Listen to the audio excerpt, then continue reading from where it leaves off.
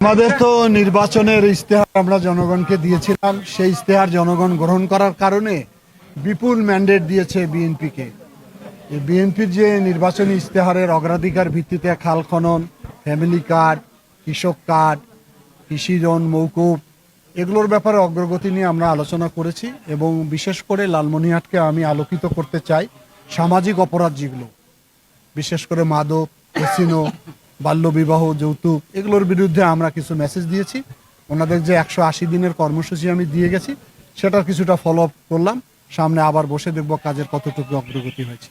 মাননীয় প্রধানমন্ত্রী যদি 9টার সময় অফিস করতে পারে, এখন উপজেলা জেলা লেভেলে যদি কেউ না করে, এই গড়িমসি থাকে, আমাদের কাছে তথ্য থাকলে অবশ্যই তাদের বিরুদ্ধে ব্যবস্থা গ্রহণ করা হবে। এটা তো করবে বেসরকারি বিমান পরিবহন মন্ত্রণালয়।